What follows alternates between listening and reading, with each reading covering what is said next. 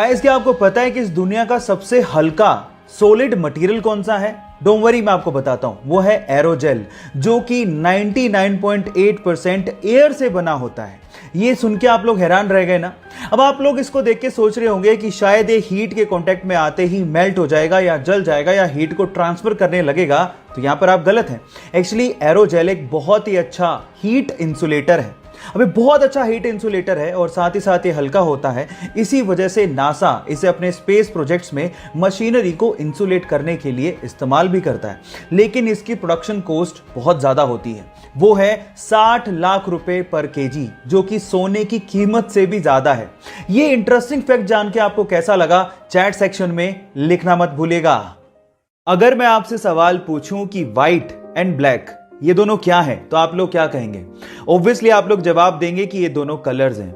लेकिन science, specially physics में इन्हें कलर माना ही नहीं जाता।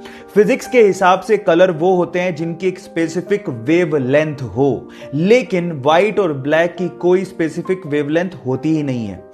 सिंपल भाषा में समझाऊं तो व्हाइट में हर कलर मौजूद होता है, इसलिए उसकी कोई स्पेसिफिक वेवलेंथ नहीं होती, और ब्लैक में तो कोई कलर होता ही नहीं है, इसी वजह से उसकी भी कोई स्पेसिफिक वेवलेंथ नहीं होती।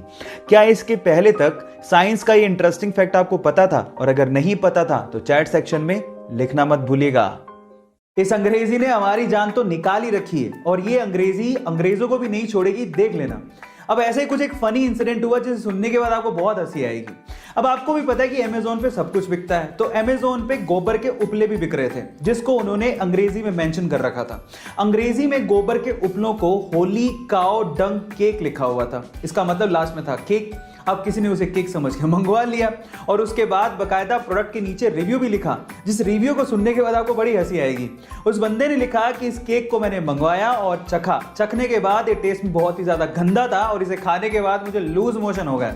इसके अलावा भी बहुत कुछ लिखा हुआ था, जिसे आप प्रोडक्ट साइट पे जाके रिव्यू में पढ़ सकते हो। गाइस, ये फनी इंसिडेंट सुन के आपको कैसा लगा, चैट सेक्शन में जरूर लिखिएगा। और ऐसी अमेजिंग वीडियोस के लिए यूट्यूब पे हमारे चैनल को सब्सक्राइब कर लीजिए।